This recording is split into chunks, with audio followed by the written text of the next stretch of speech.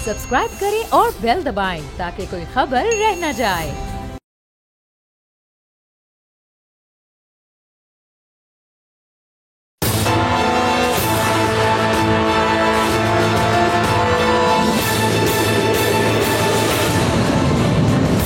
अस्सलाम वालेकुम नाज़रीन, मैं आपका मेज़बान समी इब्राहिम। आप देख रहे हैं प्रोग्राम तजिया। स्टूडियोज़ में मेरे साथ हैं जनाब साकिब बशीर साहब, सीनियर जर्नलिस्ट हैं, चैनल 92 से वाबस्ता हैं, और ज़ुल्करनैन इकबाल सुप्रीम कोर्ट को कवर करते हैं बोल न्यूज़ के लिए, वो मेरे साथ हैं।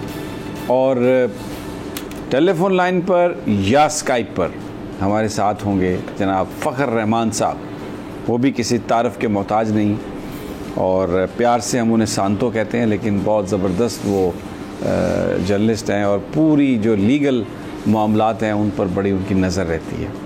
और आज भी ड्रामा जो था सारा दिन पाकिस्तान में, एक अजीब आज एक ड्रामाई दिन था। मैं जब जा रहा था, घर से निकला, तो सोच रहा था कि 3 अदालती फ़ोरम हैं इस्लामाबाद के, जो इस्लामाबाद के अंदर हैं। एक तो सबसे बड़ा जो पूरे पाकिस्तान के लिए सुप्रीम कोर्ट ऑफ पाकिस्तान, और दूसरा इस्लामाबाद हाई कोर्ट, और तीसरा ज़ाहिर है डिस्ट्रिक्ट कोर्ट्स।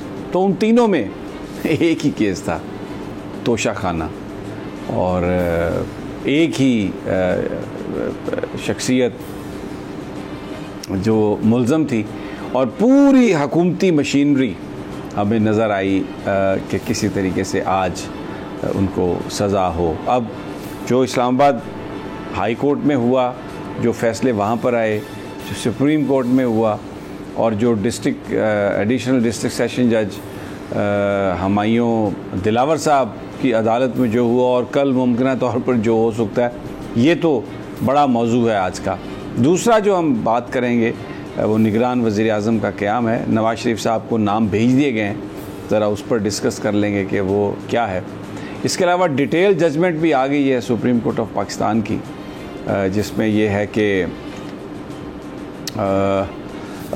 बताया गया है वो जो 14 मई को इलेक्शन नहीं हुए, तो वो अगस्त में बताया गया है कि इलेक्शन क्यों होने चाहिए थे, क्यों नहीं हुए। बहरहाल उस पर भी, उसका भी तज़किरा 25 सफ़हात की वो एक जजमेंट है। सबसे पहले मैं जनाब साकिब बशीर साहब, ये बयान फरमाइए कि ये जो इस्लामाबाद हाई कोर्ट का फ़ैसला है, जिसमें एक तरफ तो ये कहा गया है कि रिमांड बैक टू द जज हुमायूं दिलावर साहब, और वो इसको सुनकर फ़ैसला करें।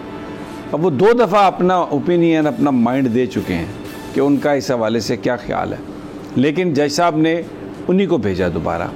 एक तो ये पॉइंट है। दूसरा, ट्रांसफ़र एप्लीकेशन जो है, वो जिन लोगों ने ट्रांसफ़र एप्लीकेशन दी है उनको सुने बग़ैर वो फ़ैसला कर दिया इस्लामाबाद हाई कोर्ट ने। फिर साथ में ये भी लिख दिया कि कल पेश हो जाएं आप जाके, अगर जज साहब आपको बुलाते हैं आप जाएं, और जाकर आप अपना बयान, वो जो आर्गूमेंट है फाइनल, वो आप करें। आपको ये पाबंद कर दिया गया।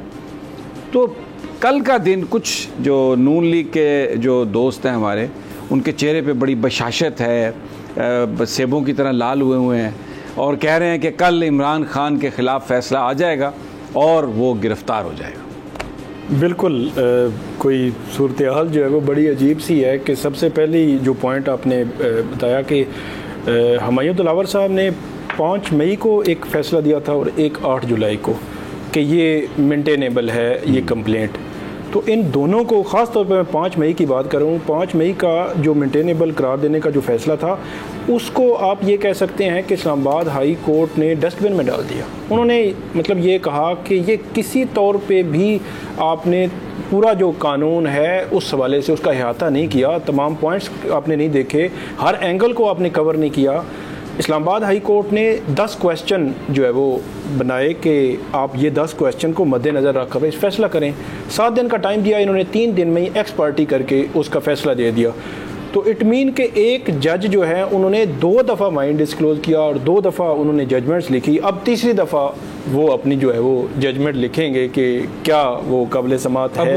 अब वो ऐसी जजमेंट तो नहीं लिख सकते कि पहली जो मेरी 2 जजमेंट्स थी वो गलत थी, अब रात को मैंने सोचा कानून दोबारा पढ़ा तो मुझे याद आया ओहो फैसला तो ये करना था। बिल्कुल ये बात है। और सबसे एक और मैं बात करूं कि जो सेशन जजेस हैं उनके हवाले से बात भी होती रहती है गाये बगाए ऑफ द रिकॉर्ड, तो उनकी ये कोशिश होती है कि हम ऐसा फ़ैसला लिखें किसी भी केस में, ट्रायल कोई हाई प्रोफाइल हो या लो प्रोफाइल, ऐसा फ़ैसला लिखें कि हाई कोर्ट या किसी भी अपर फोरम पर जाकर उसको हाई कोर्ट टच ना करे, और हाई कोर्ट अगर आपके फ़ैसले को सेटिसाइड कर दे तो ये धचका होता है निचले जो जज है निचली अदालत के लिए कि उसका फ़ैसला ठीक ही नहीं था। तो 2 दफ़ा एक फ़ैसला हुआ, तो मुझे अब हाई कोर्ट का फ़ैसला है, हम उसको ये तो नहीं कह सकते कि उसका इम्प्लीमेंट तो वही होना है जो हाई कोर्ट ने दे दिया है, लेकिन जो मेरी राय है कि आपने भी वो राय दी कि तीसरी दफ़ा वही जो है वो उसको डिसाइड करेंगे कि अब जो है वो ये मेंटेनेबल है। अच्छा, इसमें भी एक और जो चीज़ डाल दी गई है, अगर हाई कोर्ट ये कह देती कि ये मेंटेनेबिलिटी आपने पहले डिसाइड करनी है और उसके बाद आप फाइनल आर्गूमेंट्स सुनेंगे, ये नहीं कहा। अगर ये कहते हैं तो ये ज़ाहिर सी बात है, पहले तो इनकी मेंटेनेबिलिटी पे एक फ्रीक दूसरा फ्रीक आर्गूमेंट्स देते और जज साहब उस पर जजमेंट देते, जो जजमेंट देते दोनों फ्रीकैन के पास जो है रेमेडी होती वो हाई कोर्ट में दोबारा चले जाते, लेकिन यहाँ पे वो नहीं हुआ। यहाँ पे ये कहा गया है कि जहाँ पे अभी ट्रायल है फाइनल आर्गूमेंट्स पे, इलेक्शन कमीशन ने आर्गूमेंट्स दे चुका है, जो चेयरमैन पीटीआई हैं उनके आर्गूमेंट्स होने हैं। उन्होंने कहा चेयरमैन पीटीआई एक तो इंश्योर करें कि वो कल आर्गूमेंट्स अगर कोर्ट जब बुलाएगी आपने जाना है और फाइनल आर्गूमेंट्स देने हैं। साथ कोर्ट को कहा है कि ये जो क्वेश्चन ऑफ लॉ है मेंटेनेबिलिटी का, तो आपने जो फाइनल आर्गूमेंट्स हैं वहीं उन्हीं के साथ ये भी सुन लें। मतलब ये है कि इस तोशा खाना केस का जो ट्रायल कोर्ट एक फाइनल फैसला देगी, उसी में एक क्वेश्चन ऑफ लॉ ये होगा कि ये मेंटेनेबल है या नहीं है। तो ये एक मतलब अजीब सी जो है सिचुएशन है, लेकिन बज़ाहिर ऐसे। अच्छा, ये मुझे बताइए कि ट्रांसफ़र एप्लीकेशन का फैसला और वकील को सुना ही नहीं। ट्रांसफ़र एप्लीकेशन के हवाले से जो ख्वाजा हारिस ने कल ये कहा था कि एफआईए की रिपोर्ट पे बात हुई, तो उन्होंने कहा कि एफआईए की रिपोर्ट वन साइडेड है और मैं नहीं मानता उस रिपोर्ट को, और उस मतलब एक इंडिपेंडेंट इसको इंक्वायर किया जाना चाहिए और इस पे अलग से जो है वो मैं आर्गूमेंट्स दूंगा अगर जब जो है वो बात आएगी। तो उसके बाद दीगर जो तकरीबन 8-9 जो है वो पिटीशन थी, तो इसलिए 1 बाय 1 वो उस पर जा रहे थे। तो उसी जो प्रोसीडिंग थी कल की, उसी दौरान ये आर्गूमेंट्स हुए। यही थोड़ा सा अब ये कह सकते हैं मुकालमा हुआ। चीफ जस्टिस ने ये कहा कि उन्होंने कहा कि ये बड़ी डिस्टर्बिंग है एफआईए की रिपोर्ट। तो एफआईए की डिस्टर्बिंग इस लिहाज से कि एफआईए की रिपोर्ट जो है वो जज जो है हुमायूं दिलावर साहब उनको क्लियर कर रही है, तो ये उनके खिलाफ प्रोपेगेंडा किया गया है। तो उस पर ख्वाजा हारिस ने यह कहा कि मैं वन साइडेड रिपोर्ट नहीं मानता, और ये तो उस पर कोई डिटेल कोई आर्गूमेंट्स तो नहीं हुए। लेकिन जो आज फैसला आया है उसमें जिन लोगों ने ये सारा प्लान किया, जिन लोगों ने सोशल मीडिया पे बात की, जिन लोगों ने उन पोस्टों के हवाले से लिखा, पोस्टें शेयर की, अब एफआईए को ये कहा गया है कि अब उनके खिलाफ एक्शन की तैयारी करें। और मुझे बज़ाहिर लगता है इस मामले पर एक और एफआईआर जो है वो होती नज़र आ रही है, बंदे उठाए जाएंगे, और लोगों के खिलाफ कार्रवाई होती नज़र आ रही है। फ़खर रहमान साहब, आप बड़े मुझे खुश लग रहे हैं आज के फैसले के बाद, कुछ बयान फरमाइए, आप किस चक्कर में खुश हैं? नहीं, मैं तो देखें ये जो फैसला आप डिस्कस कर रहे हैं इसके ऊपर मेरी शदीद रिजर्वेशन है, क्योंकि जब आप की मेंटेनेबिलिटी के हवाले से जो अपर कोर्ट है वो अगर उसको डिसमिस कर दे और कालअदम कर दे तो फिर उसके बाद उसको रिमांड में नहीं जाना चाहिए। दूसरी बात ये है कि इस केस के हवाले से, तोशा खाना केस के हवाले से जो पीटीआई के चेयरमैन हैं वो अपनी मुतअद्दिद दरख्वास्तों में ये बात कह चुके हैं, और जो मोअज़्ज़िज़ जज साहिब हैं हुमायूं दिलावर साहब, उनके हवाले से उन्होंने शदीद रिजर्वेशंस का इजहार किया है। और इसमें मुझे ये याद पड़ता है कि इससे पहले जब हाई कोर्ट में ये मामला आया था चीफ जस्टिस के सामने, तो उस वक़्त यही फैसला आया था कि तोशा खाना का केस बनता ही नहीं है। तो सब लोग ये समझ बैठे थे कि केस तो अब ख़त्म हो गया, लेकिन वो फिर दोबारा डिस्ट्रिक्ट एंड सेशन जज के पास केस जो था वो भेज दिया गया था।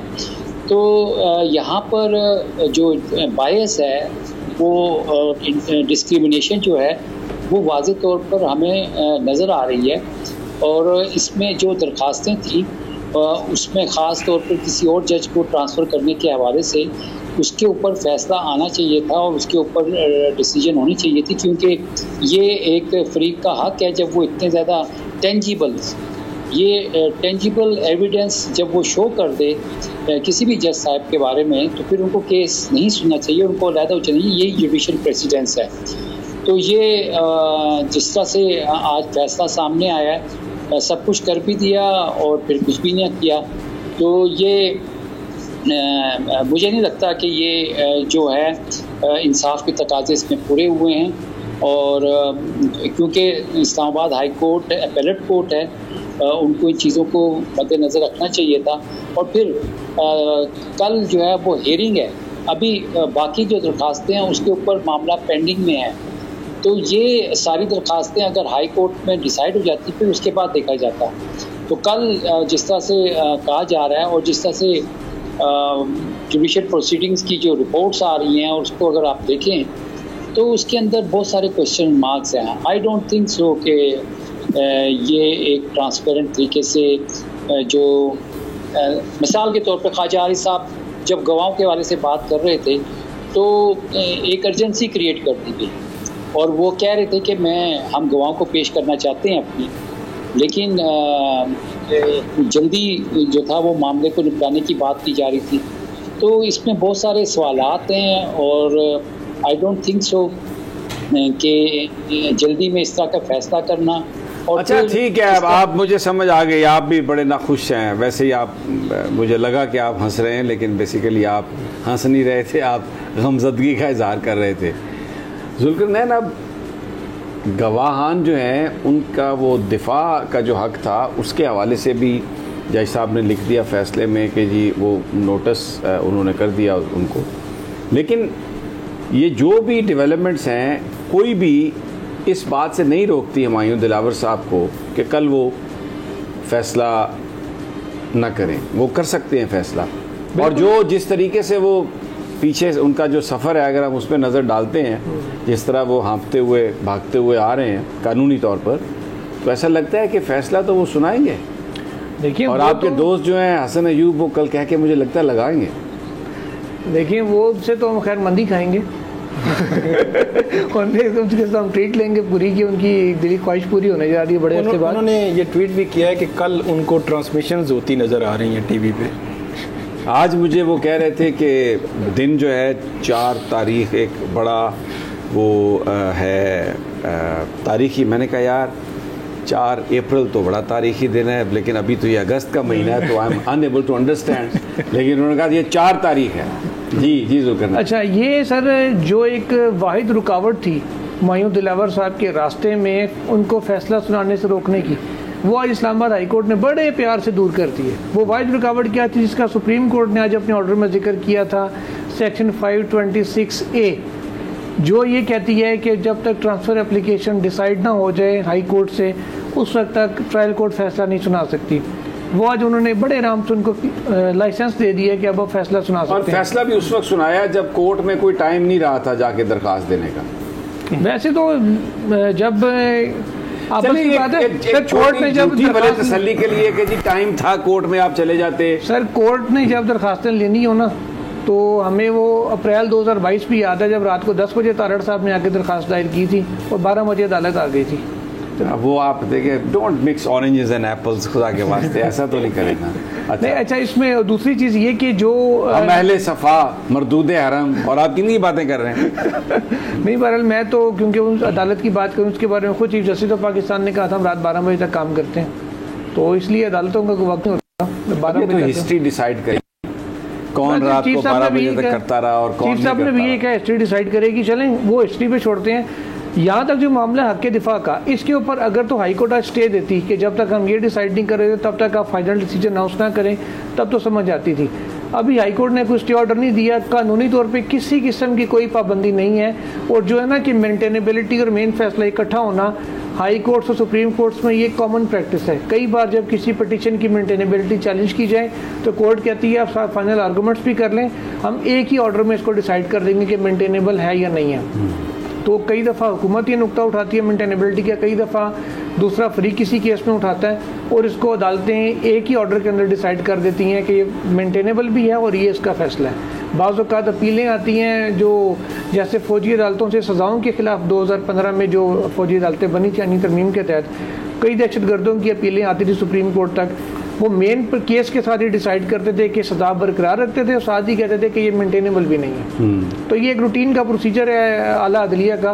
ट्रायल कोर्ट्स का वैसे थोड़ा सा हिसाब किताब से वो उमूमन चलती हैं, लेकिन जिस अच्छा ठीक हो गया। अब साकिब बशीर साहब, क्योंकि आप इस्लामाबाद हाई कोर्ट जो रिपोर्टर एसोसिएशन है हमारी जो तंजीम उसके आप सदर भी रहे हैं, एक आज इशू भी हुआ नियाज़ुल्लाह नियाज़ी साहब और जज साहब के बीच, और उसके बाद बड़ा सख्त प्रेस रिलीज आया इस्लामाबाद बार का, और मैं देख रहा था उसमें उन्होंने ये कहा कि अगर शाम तक जज साहब ने माफ़ी नहीं मांगी जो नियाज़ुल्लाह नियाज़ी के साथ उन्होंने हार्ट एक्सचेंज हुई है तो कल हम हड़ताल कर देंगे। अब ये एक नई सिचुएशन है, हड़ताल वकला की, और बड़े ये केस लगा हुआ 8:30 बजे दिलावर साहब ने, उसके बाद उनके बैग भी बंधे हुए हैं, उन्होंने लंदन भी जाना है, छुट्टियाँ, उनकी फैमिली इंतज़ार कर रही है। तो बड़ा एक अजीब सा मामला है, क्या होगा आप क्योंकि तो कवर करते रहे हैं, तो ये हड़ताल का जो बात हो रही है उन्होंने ऐलान भी कर दिया है, तो ये कोई सीरियस कोई चीज़ है या बस सवेरे फिजल आउट हो जाएगा? बात तो बार ने बहुत बड़ी की है कि एक जज जो है उनको उन्होंने कहा है कि आप माफ़ी मांगे। बज़ाहिर जो जज साहब हैं उनसे मनसूब पोस्टों का मामला आया है, उस मामले को इस्लामाबाद हाई कोर्ट ने बहरहाल FIA की रिपोर्ट को एक्सेप्ट करके ख़त्म कर दिया है। अब ये जो मामला है कि कल बार हड़ताल करेगी और इस हड़ताल के नतीजे में चेयरमैन PTI के वकला पेश ना हों, और क्या उसको पेश ना होने पे वो एडजर्न कर देंगे, मेरा नहीं ख्याल। उसकी वजह मैं बताता हूँ, तो बड़े खुश होंगे। उसकी वजह ये है कि पिछले तकरीबन 2 से 3 हफ्ते तकरीबन हो गए हैं रोज़ाना समाअत हो रही है, मतलब मंडे टू सैटरडे। और ये भी मैंने अपने बहुत सारे ट्रायल कवर किए हैं कचहरियों में, सेशन कोर्ट्स में। डे टू डे हेयरिंग भी अगर सुप्रीम कोर्ट या हाई कोर्ट लिख दे ना कि जो ट्रायल कोर्ट है डे टू डे हेयरिंग करके तो इसको कंक्लूड करे, तो उस डे टू डे का मतलब हरगिज़ नहीं होता कि हर रोज़ हेयरिंग होनी है, बल्कि वीक में मंडे, थर्सडे, सैटरडे, मतलब वीक में 3 समातें होती हैं। बहुत सारे ऐसे ट्रायल आए हैं। तो ये ऐसा ट्रायल है जो बगैर किसी डायरेक्शन के, किसी कोर्ट की कोई डायरेक्शन नहीं है, इस पे रोज़ाना की समाअत हो रही है। और कल भी अगर बार की हड़ताल की वजह से वकला पेश ना हुए तो पिछला जो ट्रैक रिकॉर्ड है वो देखते हुए मेरा ख्याल है मैं ये कह सकता हूँ कि अदालत किसी सूरत भी एडजर्न नहीं करेगी इनका। अगर ये पेश ना हुए, इनको एक दो घंटे जो है वो टाइम, वैसे जो है वो हमने सुना था कि अदालतें एक समाअत होती है तो अगली समाअत तक मतलब 2-4 दिन का टाइम देते हैं, लेकिन बात जो है वो हफ्तों से, दिनों से, घंटों तक जो आ चुकी है, तो इसलिए वो पहले हो सकता है 2 घंटे दें, फिर 2 घंटे दें, और तीसरी दफ़ा जो है राइट क्लोज कर दें। इतनी उजलत से एक जो अगर ये थोड़ी ताख़ीर करते, वक्फा दे के करते, तब भी सज़ा तो दे ही सकते थे ना, अगर सज़ा देना ही मकसद था। लेकिन इतनी उजलत से ये जो कर रहे हैं उससे एक बिल्कुल बुरी तरह ये सिस्टम एक्सपोज हुआ है। आम आदमी से बात करें तो वो कहते हैं कि जी हमें पता है ये क्या करने जा रहे हैं। इससे इनको कोई फ़ायदा हासिल हुआ? बज़ाहिर तो अगर इस पे फ़ैसला आ जाता है तो फ़ायदा ये होगा कि एक जो है वो नाअहली हो जाएगी, और वो नाअहली इलेक्शन करवाने नहीं इन्होंने, अप्रैल तक, मई तक, पता नहीं कब तक नहीं करवाने, तो इसके बीचों बीच अगर ये अदालतों में जाएंगे, अपीलों में जाएंगे तो वो ठीक है, वो उसको आप लंबा कर सकते हैं, लेकिन कोई 4-6 महीने में कोई किसी किस्म का फ़ैसला भी आ सकता है। बिल्कुल फ़ैसला आ सकता है, लेकिन बज़ाहिर मुझे ऐसे लगता है कि क्योंकि ये तोशाखाना केस जो है ये जब when it goes to the higher courts, तो जो इसके अंदर फैक्ट्स हैं, जैसे ये केस फैब्रिकेट किया गया, बनाया, उससे ऐसा, मेरी जिस वकील से भी बात हुई है उसका ये कहना है कि ये हायर कोर्ट्स में ये मुकदमा, इसकी जो सज़ा है वो सस्टेन नहीं कर सकती है। छोटा सा वक्फा मैं जुल्करनैन, आपकी बात बहुत हमारे लिए अहम होती है, एक छोटा सा वक्फा और इस पर हम गुफ्तगू जारी रखते हैं।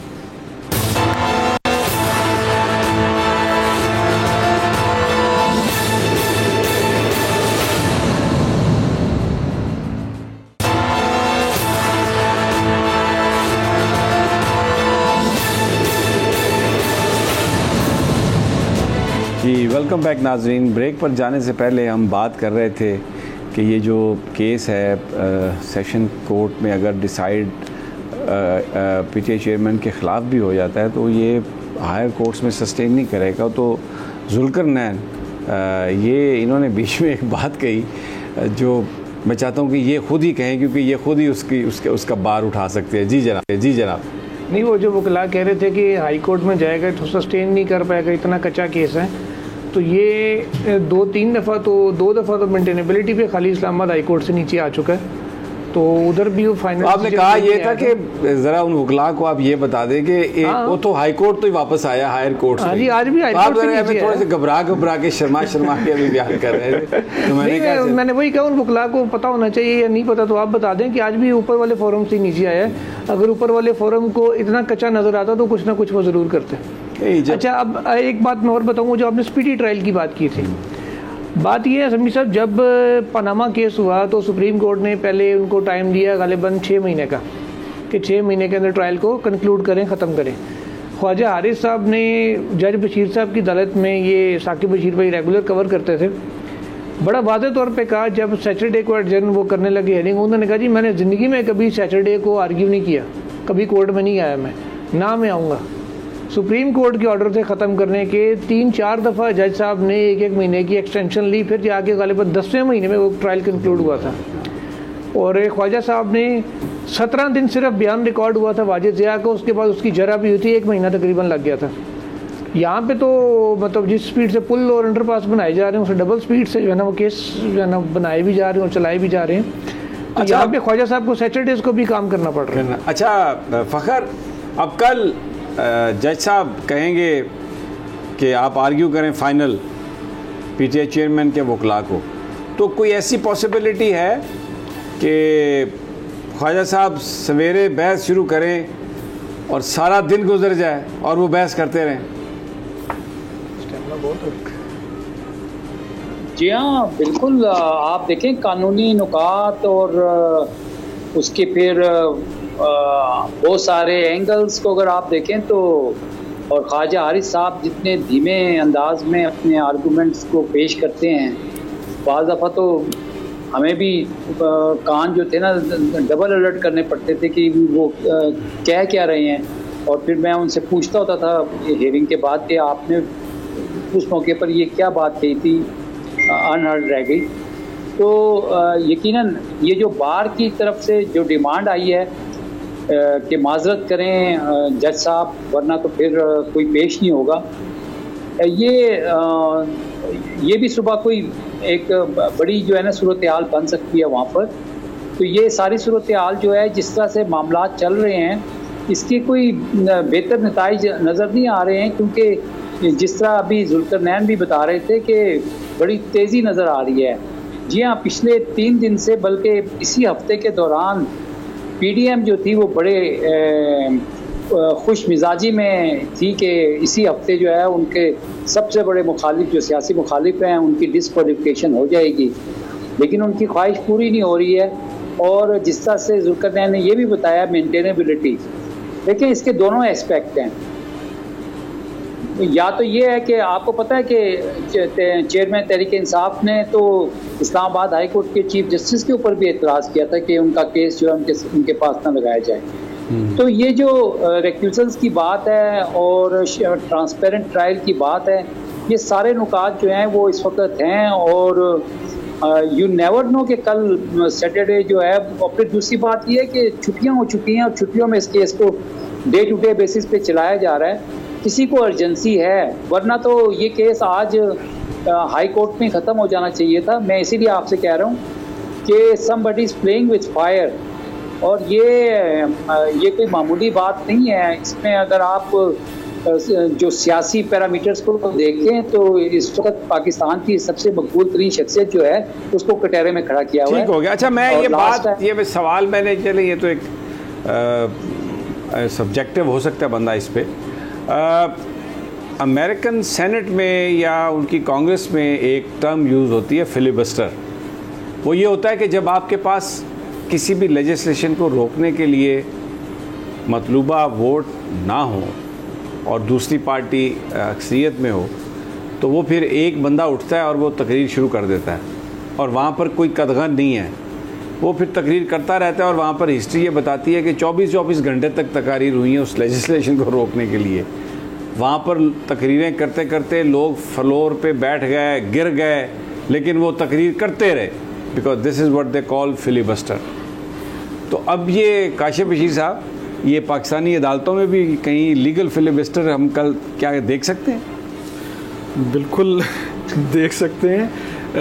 मेरा ये ख्याल है कि ख्वाजा हारिस साहब के पास एक ही रास्ता है, बजाय इसके कि कल की वो बार की हड़ताल के तनाजुर में वो पेश ना हो। ये हो सकता है कि कुछ टाइम वो ले लें इस खाते में, लेकिन ये है कि वो जाएं, आर्गूमेंट्स करें। जिस तरह फ़खरुर रहमान साहब ने बताया कि वो बड़े धीमे अंदाज में आर्गूमेंट्स करते हैं और बाज़ औक़ात हमें करीब खड़े हुए भी समझ नहीं आती कि वो क्या, और वो बहुत लेंथी होते हैं, बड़ा टाइम लेते हैं। मतलब ये तो तय है कि ख्वाजा साहब कल सुबह 8:30 बजे भी शुरू करें तो 4 बजे तक भी वो अगर कर सकते हैं, वो इतना करने दिया गया तो नहीं करने तो देंगे। मतलब ये तो नहीं कह सकते जज साहब के जी बस खत्म करें, आप अपने बस खत्म करें, ऐसी कोई बात नहीं। लेकिन वैसे कह भी सकते हैं जो माजी में जो कुछ है। दूसरा जो फ़खरुर रहमान साहब ने जो बात की ट्रायल की, ये फैक्ट जो है वो रिकॉर्ड पे लाना बहुत ज़रूरी है कि सेशन कोर्ट में 1 अगस्त से 31 अगस्त तक छुट्टियां हैं। सेशन कोर्ट में जितने भी ट्रायल से कई 100 ट्रायल हाई प्रोफाइल केसेस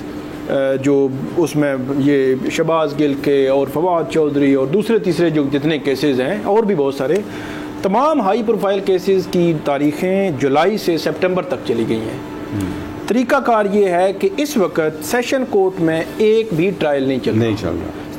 सिर्फ जो अर्जेंसी के जो मैटर्स हैं, मतलब बेल मैटर्स हैं, किसी को रिमांड देना है, किसी का कोई ऐसा है कि कब्जा हो गया जगह, फौरी तौर पर स्टे का मैटर आ गया, तो इसके अलावा कोई चीज़ नहीं चल रही। तो मैंने उनसे पूछा कि ये ट्रायल कैसे चल रहा है। उन्होंने कहा ओल्ड केसेस जो है ना उनको हम प्रायोरिटी देते हैं, छुट्टियों में जजेस जो होते हैं वो लगा लेते हैं। तो मैंने कहा यार ये ओल्ड तो नहीं है, ये तो बिल्कुल फ्रेश ट्रायल हो रहा है। तो इसका उन्होंने कहा नहीं, वो रूल्स में ऐसी कोई कदगन नहीं है। तो मैं ये कह रहा हूँ कि सेशन कोर्ट में ऐसी कोई रवायत नहीं है कि अगस्त में ट्रायल चलेगा, लेकिन ट्रायल हम देख रहे हैं रोज़ाना चल रहा है। जी फ़खर रहमान, देखें वो कहते हैं justice delayed is justice denied. अब यहाँ तो जस्टिस डिलीवर करने के लिए पता नहीं कौन सी स्पीड और कौन सा गियर चल रहा है। तो justice hurried is justice buried. Yes, ये है justice hurried is justice buried. Zulqarnain ने बड़ी खूबसूरत यूज की है। और बिल्कुल आप फिलिबस्टरिंग की बात कर रहे थे, तो जो ख्वाजा हारिस साहब जो हैं वो बिल्कुल वो फिलिबस्टरिंग की जगह कोई और टर्मिनोलॉजी भी वो दरियाफ्त हो सकती है अगर ख्वाजा हारिस जो हैं वो टाइम गेन करना चाहें तो। लेकिन ये है कि मैं आपको यही बता रहा हूँ कि किसी की ख्वाहिश है बहुत कि ये चलें, वो ठीक है, ख्वाहिश कोई ना कोई तो फिर हर किसी की होती है कि कल सुबह के टाइम तो जाहिर है थोड़ा बुखला की हड़ताल वाला और ये मामला थोड़ा सा शुगल तो लगेगा। उसके बाद ख्वाजा साहब पेश होंगे। ख्वाजा साहब कभी भी हड़ताल की वजह से इनकार नहीं करेंगे और वो मेंटेनेबिलिटी के ऊपर अपने डिटेल्ड आर्गूमेंट्स भी करेंगे। मेंटेनेबिलिटी के बाद वो कहेंगे मुझे फाइनल आर्गूमेंट्स के लिए टाइम चाहिए। मुझे ये ज़ाती तौर पर फील हो रहा है कि इसके अलावा कोई और रास्ता भी नहीं है। इससे कबल भी जो मेंटेनेबिलिटी के ख्वाजा साहब के आर्गूमेंट्स से कम 4 घंटे के थे, 4 से 5 घंटे वो बोले थे। तो इट मीन के 4-5 घंटे तो वो मेंटेनेबिलिटी पे लेंगे। उसके ऊपर छोटा सा वक्फा, गुफ्तगू जारी रखते हैं।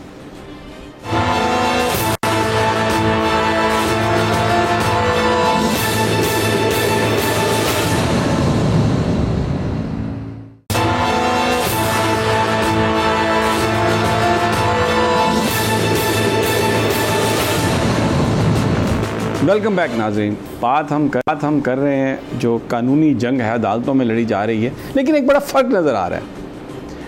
पेशावर को हम देखते हैं, वहाँ पर हाई कोर्ट के जजेस को देखते हैं, उनके फ़ैसले देखते हैं, वो कुछ और मैसेज दे रहे हैं वहाँ की हुकूमतों को।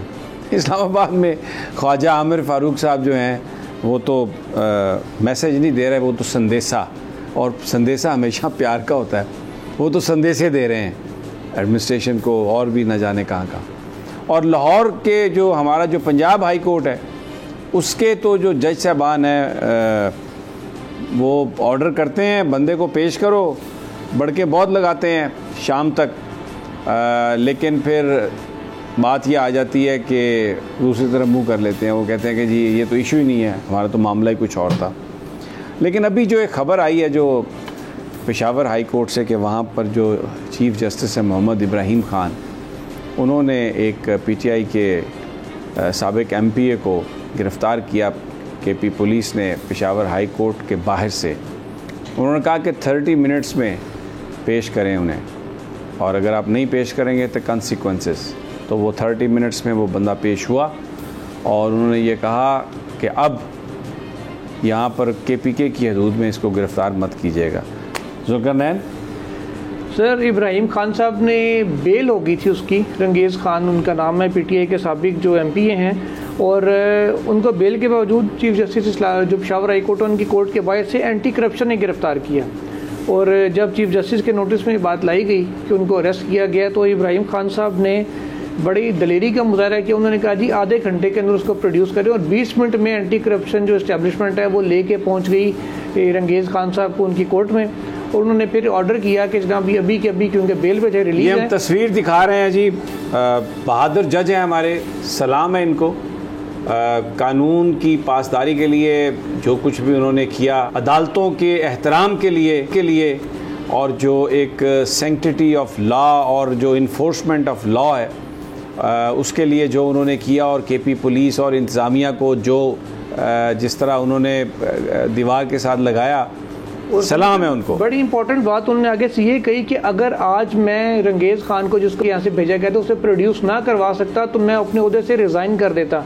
साथ ही साथ उन्होंने पूरी जो एंटी करप्शन इस्टेब्लिशमेंट है, पुलिस इंतज़ामिया है, उसको बड़ा वाज़ेह अल्फाज़ में बावर कराया कि किसी को भी कानून के साथ जो तमस्खुर है, कानून का जो कानून का मजाक है, जो मौकरी बनाई जाती है कानून की, उसकी इजाज़त किसी भी सूरत नहीं दी जाएगी। तो ये वो काम था। जैसे आज शहरियार अफरीदी को अब आप कंपैरिजन करें ना जरा, जुल्करनैन उनको अरेस्ट किया गया, उनका जो जमानत है उनके पास वो गलत उनको केस से डिस्चार्ज कर दिया गया था। MPO के तहत ऑर्डर भी कलअदम हो गया, नया MPO के तहत ऑर्डर आया, वहीं से दोबारा वो अरेस्ट हो गए उसी अदालत से, इंसदाद दहशतगर्दी की अदालत। मैं कहता हूँ कि बिल्कुल जो इन्फोर्समेंट ऑफ लॉ है वो बहुत अच्छा है, और आई जस्ट होप, और मैं जो अमीर मोहम्मद भट्टी साहब हैं जैसे लाहौर हाई कोर्ट के चीफ जस्टिस, वो भी ज़रा देखें इब्राहिम खान साहब ने कैसे कानून के जो सुप्रीमेसी है उसको यकीनी बनाया। काशिफ साहब, बिल्कुल ख़ास तौर पर मैं बात करूंगा कि ये हाई कोर्ट जो है वो आइनी अदालतें हैं, और आइन ने जो शहरियों के जो राइट्स हैं उनको प्रोटेक्ट करने के लिए बैठी है। मैं कहता हूँ इस्लामाबाद हाई कोर्ट हो, लाहौर हाई कोर्ट हो या पेशावर हाई कोर्ट ने जिस तरह आज किया, तो इसी तरह का रिएक्शन आना चाहिए। और अगर बहुत सारे लोग तो ये कहते हैं कि अगर इस्लामाबाद हाई कोर्ट में 9 मई वाले दिन जो वहाँ पर वफाकी हुकूमत ने जो कुछ भी किया उसको अगर उस दिन रिवर्स कर लिया जाता घंटे में 2 में, तो शायद जो कुछ पाकिस्तान में हुआ ये नहीं होना था। सांतो my dear Fakhar Rahman, 30 seconds your last comment. बिल्कुल, देखें ये मावरा अदालत गिरफ्तारियां और जिस तरह से अब हमारी जुडिशरी जो है उसमें मौजूद जजेस साहिबान जो हैं वो आईन और कानून की बालादस्ती के लिए सामने आ रहे हैं, ये एक अच्छा शगुन है। और इंशाल्लाह ताला ये जितनी भी मावरा अदालत गिरफ्तारियां हुई हैं ये ख़त्म होगा और लोगों को बिल्कुल मुझे बस जाना है, ख़त्म हो गया। और ये जो जुडिशरी जो अब कर रही है जिस तरीके से पेशावर हाई कोर्ट ने जैसे किया, तो ये कॉन्फिडेंस रिस्टोर होता है लोगों का। आई जस्ट विश के इस्लामाबाद हाई कोर्ट और लाहौर हाई कोर्ट से भी इसी तरह के मैसेजेस, लाउड मैसेजेस आएँ, ताकि अगर कोई गैर कानूनी काम हो रहा है तो वो रुक जाए। इजाज़त दीजिए, अगली कल तक इंशाल्लाह फिर मुलाकात होगी अल्लाह ने के बाद।